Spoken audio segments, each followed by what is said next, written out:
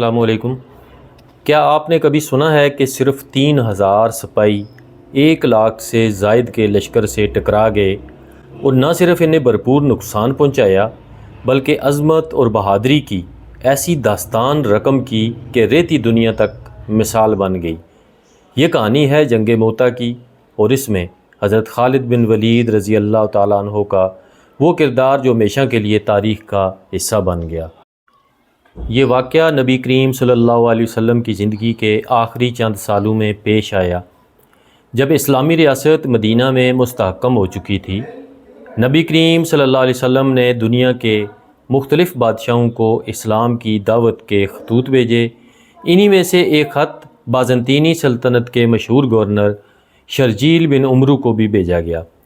یہ خط حضرت حارث بن عمیر رضی اللہ تعالیٰ عنہ لے کر گئے، لیکن بدقسمتی سے وہ موتا کے مقام پر پہنچے تو شرجیل نے نہ صرف ان کی بات سنے بغیر خط رد کیا بلکہ انہیں شہید بھی کر دیا۔ یہ اس وقت کے رواج اور بین الاقوامی تعلقات کے اصولوں کی شدید خلاف ورزی تھی، کیونکہ قاصد یا سفیر کو قتل کرنا نہایت سنگین جرم سمجھا جاتا تھا۔ یہ بات نبی کریم صلی اللہ علیہ وسلم تک پہنچی تو آپ صلی اللہ علیہ وسلم نے اس ظلم کا جواب دینے کے لیے لشکر روانہ کرنے کا فیصلہ کیا۔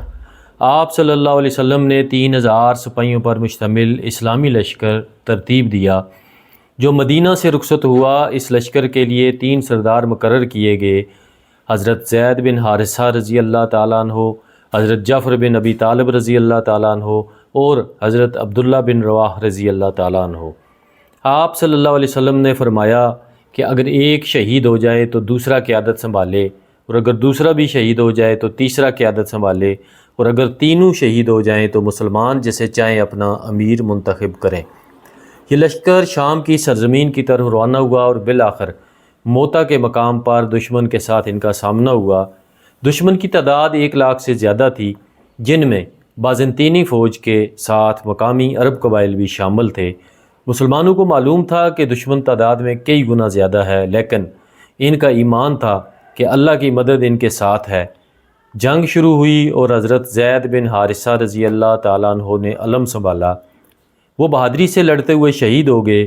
پھر حضرت جعفر بن ابی طالب نے علم سنبھالا اور وہ دونوں ہاتھوں سے تلوار چلاتے رہے، حتیٰ کہ ان کے دونوں ہاتھ قلم ہو گئے اور وہ بھی جام شہادت نوش کر گئے۔ پھر حضرت عبداللہ بن رواح رضی اللہ تعالیٰ عنہ نے علم سنبھالا اور دشمن پر بھرپور حملہ کیا اور وہ بھی شہید ہو گئے۔ اب لشکر بغیر سردار کے رہ گیا تھا۔ مسلمانوں میں بے چینی پھیل گئی۔ ایسے وقت میں حضرت خالد بن ولید رضی اللہ تعالیٰ عنہ آگے بڑھے۔ انہوں نے اسلامی لشکر کی قیادت سنبھالی، حالانکہ یہ ان کی پہلی جنگ تھی۔ اسلام قبول کرنے کے بعد حضرت خالد رضی اللہ تعالیٰ عنہ نے نہ صرف فوراً جنگ کی صورتحال کا جائزہ لیا بلکہ ایسی حکمت عملی اپنائی کہ دشمن بھی حیران رہ گیا۔ انہوں نے اسلامی لشکر کو منظم کیا، صفیں ترتیب دیں اور اپنی مشہور جنگی مہارت سے کام لیتے ہوئے دشمن کے حملوں کو روکا۔ انہوں نے رات کے وقت سپاہیوں کے جھنڈوں اور لباسوں کو تبدیل کیا تاکہ دشمن یہ سمجھے کہ مسلمانوں کی کمک آ گئی ہے۔ حضرت خالد رضی اللہ تعالیٰ عنہ نے دشمن پر کئی بار شدید حملے کیے، اور جب دیکھا کہ دشمن کی گرفت کمزور ہو رہی ہے تو انہوں نے ایک حکمت عملی کے تحت اسلامی لشکر کو بڑی مہارت سے جنگی میدان سے بحفاظت نکال لیا۔ ان کی قیادت میں اسلامی لشکر نہ صرف محفوظ رہا بلکہ دشمن کو بھرپور نقصان پہنچا کر کامیابی سے واپس آیا۔ حضرت خالد رضی اللہ تعالیٰ عنہ نے اس جنگ میں 9 تلواریں توڑ ڈالیں، یہاں تک کہ انہوں نے اپنی یمنی تلوار سے جنگ جاری رکھی۔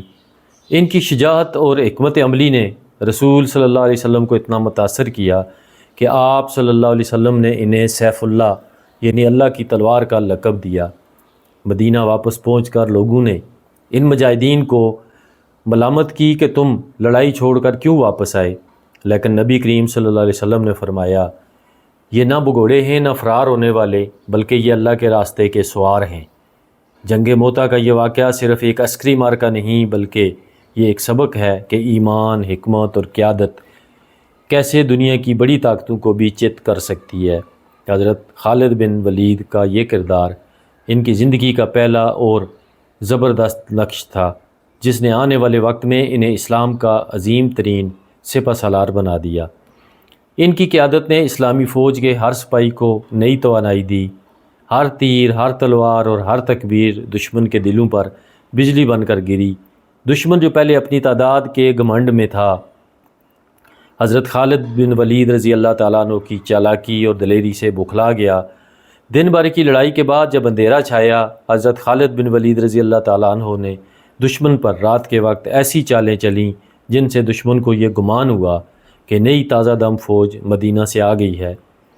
دشمن کے دل دہل گئے اور وہ خوف میں مبتلا ہو کر پیچھے ہٹنے لگا۔ اس موقع پر حضرت خالد بن ولید رضی اللہ تعالیٰ عنہ نے اپنی غیر معمولی تدبیر کا استعمال کرتے ہوئے اسلامی لشکر کو بغیر کسی بڑے نقصان کے جنگی میدان سے واپس نکالا۔ یہ اقدام صرف ایک پیچھے ہٹنا نہیں تھا بلکہ ایک عظیم جنگی کامیابی تھی جو مستقبل میں مسلمانوں کی فتوحات کی بنیاد بنی۔ رسول صلی اللہ علیہ وسلم کو جب اس حکمت عملی کی خبر ملی تو آپ نے حضرت خالد بن ولید رضی اللہ تعالیٰ عنہ کو سیف اللہ کا لقب عطا کیا جو قیامت تک کے لیے ان کی پہچان بن گیا۔ حضرت خالد بن ولید رضی اللہ تعالیٰ عنہ کی جنگی ذہانت، میدان کارزار میں موجودگی اور دشمن کی چالوں کو سمجھنے کی صلاحیت نے اسلام کے دشمنوں کو ہمیشہ کے لیے ایک پیغام دے دیا کہ مسلمان صرف تعداد پر نہیں بلکہ ایمان، قربانی اور تدبیر پر یقین رکھتے ہیں۔ جنگ موتا نہ صرف حضرت خالد بن ولید رضی اللہ تعالیٰ عنہ کی بہادری کی مثال ہے بلکہ یہ بھی بتاتی ہے کہ ایک سچا مومن کس طرح حالات کا رخ بدل سکتا ہے۔ حضرت خالد بن ولید رضی اللہ تعالیٰ عنہ کی قیادت نے آنے والے تمام اسلامی فتوحات کی راہ ہموار کی۔ اس کے بعد انہوں نے شام، عراق اور فارس کے معرکوں میں بھی ایسے کارنامے سر انجام دیے کہ تاریخ ان پر ہمیشہ فخر کرتی رہے گی۔ ان کی زندگی کا ہر لمحہ اللہ کے دین کی سربلندی کے لیے وقف تھا۔ جنگ موتا اس عظیم سفر کی وہ پہلی منزل تھی جہاں انہوں نے اپنے عظیم کردار کا آغاز کیا اور دنیا کو دکھا دیا کہ ایک سچا مسلمان صرف تلوار نہیں بلکہ عقل، حکمت اور روحانی بصیرت سے بھی لڑتا ہے۔ ناظرین، یہ تھی حضرت خالد بن ولید کے حالات زندگی کے سلسلہ کی تیسری قسط۔ امید ہے ویڈیو آپ کو پسند آئی ہوگی۔ چینل کو لائک، سبسکرائب اور شیئر ضرور کیجیے۔ اللہ حافظ۔